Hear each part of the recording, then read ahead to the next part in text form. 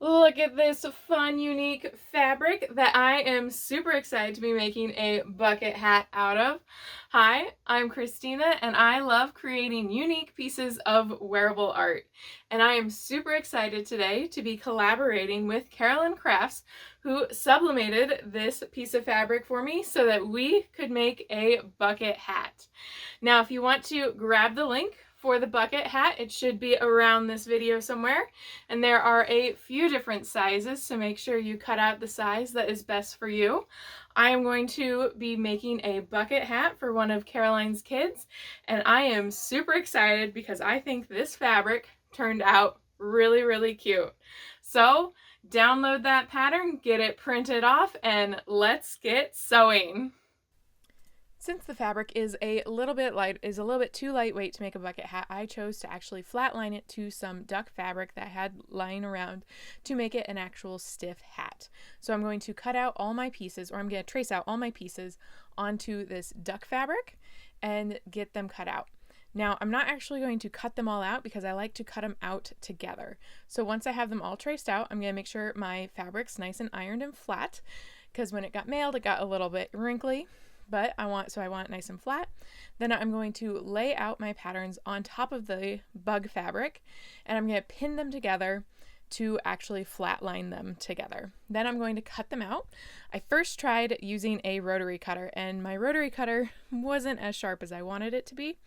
So I got some pulls in the fabric, which I'm okay with for the underside of the bucket hat, but for the top side of the bucket hat, I definitely don't want that. So I switched away from my rotary cutter since it's not as sharp as it needs to be, and I moved on to my scissors. Then I just continued to pin all of my pieces to the fabric and get them cut out.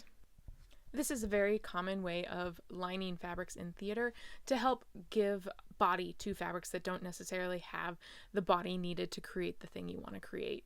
So I am taking this lighter weight fabric, adding it to a heavier weight fabric, and we're going to create an amazing bucket hat. Then I also still need to cut out my lining, so I still cut out one of the crown, and then I cut out the hat sides. Two of the hat sides. This way my hat will be completely lined and it will have a nice clean look on the inside. Now it's time to actually flatline my pieces together.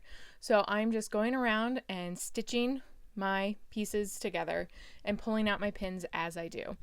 I always try to pin in the same way that I'm going to sew, so that when I'm sewing I can just go nice and fast.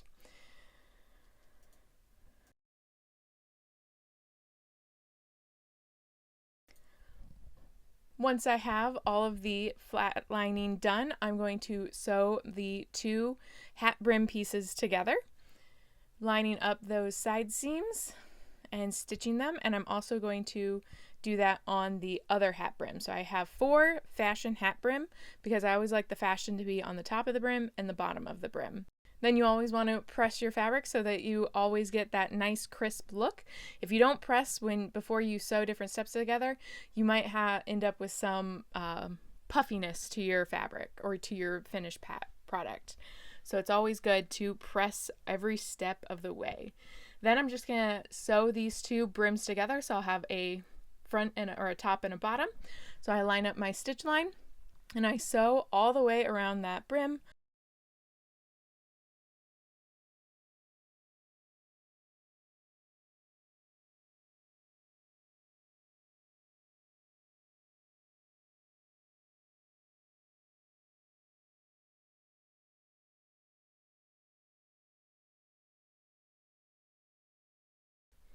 Next, I'm going to get just a little bit of this bulk out of there. So I'm going to go ahead and cut it with some pinking shears, and I'm going to press the seam open. So I tried to press this on my ham and it didn't quite work. The curve was a little bit too sharp. So what I ended up doing was just pressing one side open and then the other side open, and then flipping it right side out and giving it a nice good press and kind of working it with my hands to get it right on the edge and as crisp as I can. Then once I got a good press on it, I got my ham back out because it is a little bit shaped now, and was able to really give that good final press. Finally, I'm just going to go around and do a top stitching right on that edge so that it stays nice and crisp.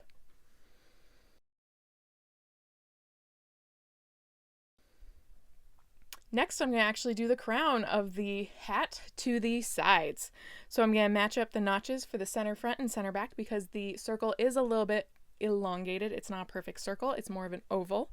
So you want to make sure you line up the center front and the center back, and then there will be a little bit of ease around the rest of the cap to ease it in. So you're going to want to use just a little bit of ease. I found I did not need a gathering stitch to do this at all because there was so little and the fabric flexed just like I wanted it to. Then once I have it all pinned together, I'm going to go ahead and sew it.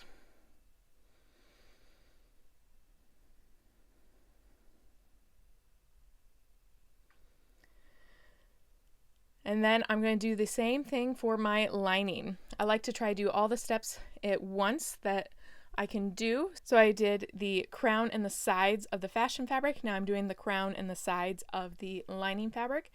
This way I am sitting and sewing all the pieces I need to sew. Then I'm going to get up and move to my ironing board and iron everything I need to iron before I have to actually marry the pieces together.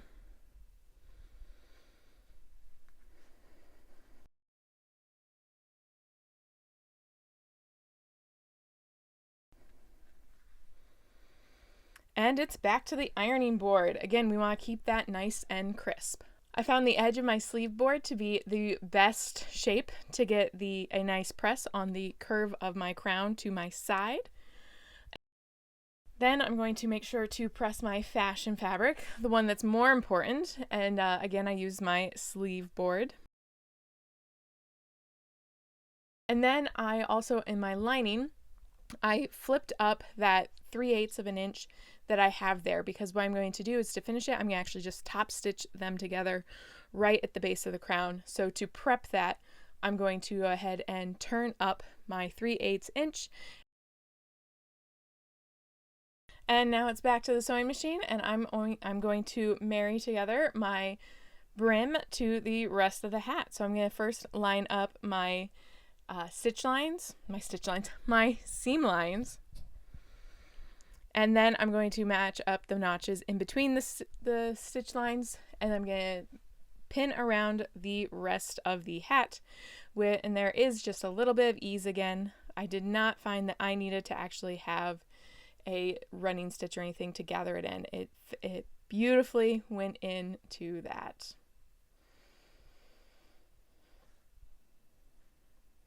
And it's time to sew. So I start around one corner and just stitch all the way around, pulling out my needles as I go. And it fought me a little bit just because of the shape of things, but I got it done and I think it's going to look absolutely amazing.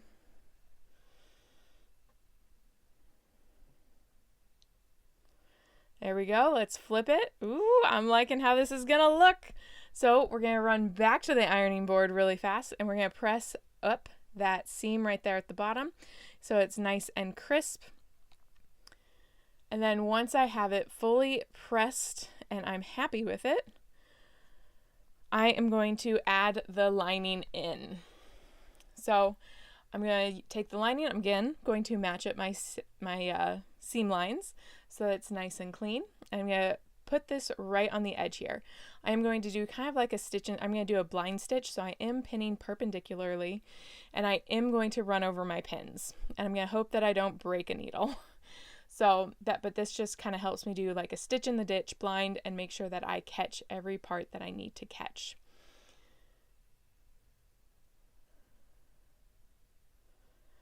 Then once I feel happy, then think that it's pinned as much as necessary, I'm going to go back over to my sewing machine and I'm going to stitch. Whoops, I got de-threaded.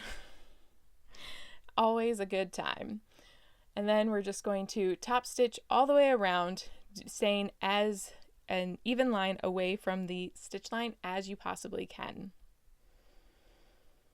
And once you make it all the way around, we're going to back stitch, pull out our pins, and we're going to try this baby on. Now, I do only have an adult-sized head, so it doesn't quite fit my adult-sized head mannequin, but I still think it came out really cute. And here we have it. We now have our completed bucket hat with bugs all over. I think he turned out super, super cute, and I absolutely love it. I am now super excited to cut out some of my own fabric and make a bucket hat for myself. I hope you enjoyed this video. If you didn't see how this fabric got sublimated, make sure to go check out Carolyn Crafts' video so that you can see how you can actually sublimate fabric to create these fun patterns, and then you can actually make little pieces of wearable art with them.